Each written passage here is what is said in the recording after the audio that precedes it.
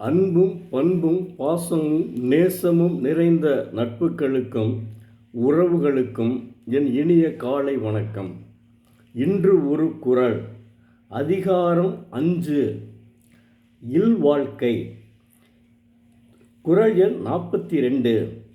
துறந்தார்க்கும் தூவாதவர்க்கும் இறந்தார்க்கும் இல்வாழ்வான் என்பான் துணை.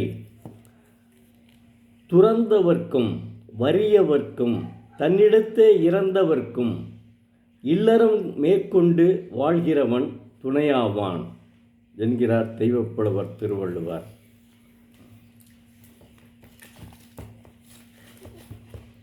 தெய்வப்புலவர் திருவள்ளுவர் இல்வாழ்க்கையை 5வது அதிகாரமாக படைத்துள்ளார். ஒரு மனிதன் படித்து பட்டம் பெற்று சம்பாதிக்க ஒரு நல்ல வேலைக்கு போக வேண்டும்.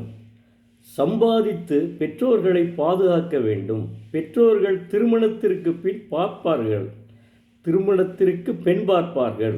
அல்லது நீங்களே உங்களுக்கு பிடித்த பெண்ணை விரும்பி அந்த பெண்ணும் நல்லவளா என்று அறிந்து பெற்றோர்களுக்கு தெரிவித்து அவர்கள் விருப்பத்துடன் திருமணம் நடந்து கூட்டு குடும்பமாக இல்லறம் நடத்த வேண்டும்.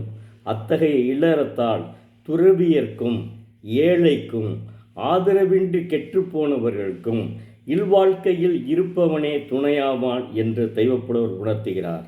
இல்லறம் நல்லறமாக வள்ளுவரும் வாசகியும் போல் வாழ வேண்டும் என்று வலியுறுத்து என்று நாம் வாழ வேண்டும்.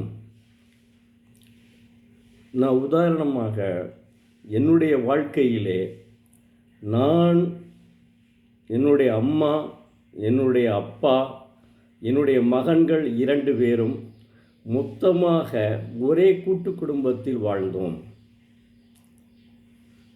என்னுடைய மனைவி அமைவதெல்லாம் இறைவன் கொடுத்த வரம் என்பார்கள். என்னுடைய மனைவி என்னுடைய அம்மாவையும் சரி அப்பாவையும் சரி நன்றாகத்தான் பார்த்து கொண்டார்கள். சில நேரங்களில் இருவருக்கும் சிற்சில ஊழல்கள் வரும். நான் அதை கண்டுகொள்வதில்லை. மாலை நேரத்தில் 2 பேருமே கூடி விடுவார்கள், ஊழல் கூடிவிடும். அந்த மாதிரி ஒரு நல்ல ஒரு பண்பான குடும்பத்தில் தான் நான் பிறந்தேன். அதேபடி என்னுடைய பெற்றோரையும் நான் நன்றபடியாக கவனித்தேன். அதனால் இப்போ என்னுடைய பையன்களும் அதே மாதிரி இருக்கிறாங்க. ஆனால் ஒருவனுடைய சூழ்நிலை சென்னையில் இருக்கிறான், மென்பொருள் பொறியாளராக. இன்னொரு பையன் இங்கே பேங்க் ஆஃப் இந்தியாவில் வேலை பார்க்கிறான். அவன் இங்கே லோக்கல்லே இங்கே இருக்கான். ஆனால் என்ன செய்வான்னா, ஏதாவது வாங்கி கொடுக்கணும் அப்படின்னு சொன்னால் அவன் தான் வருவான். அது காசை கொடுத்தா கூட வாங்க மாட்டான், இல்லை வேணாம்ப்பான்னு கொடுத்துட்றது. அந்த அளவுக்கு, அதாவது நாம் எந்த அளவுக்கு நம்முடைய பெற்றோர்களை பாதுகாக்கிறோமோ அந்த அளவிற்கு அவர்கள், நம்முடைய மகன்கள் அல்லது மகள்கள் தங்களை காப்பாற்றுவார்கள். இதில் கொஞ்சம் கூட தங்களுடைய கருத்து மாறக்கூடாது, தங்களுடைய எண்ணங்கள் மாறக்கூடாது. தங்கள் எண்ணங்கள் நன்றாக இருந்தால் உங்கள் வாழ்க்கையினுடைய வண்ணமும் நன்றாக அமையும்.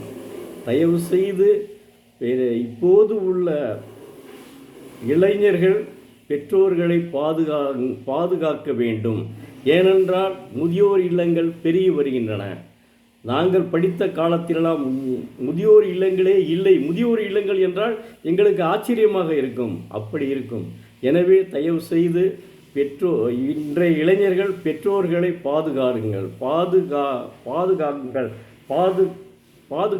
பாதுகாக்க வேண்டும். நன்றி, வணக்கம். மீண்டும் நாளை பார்ப்போம்.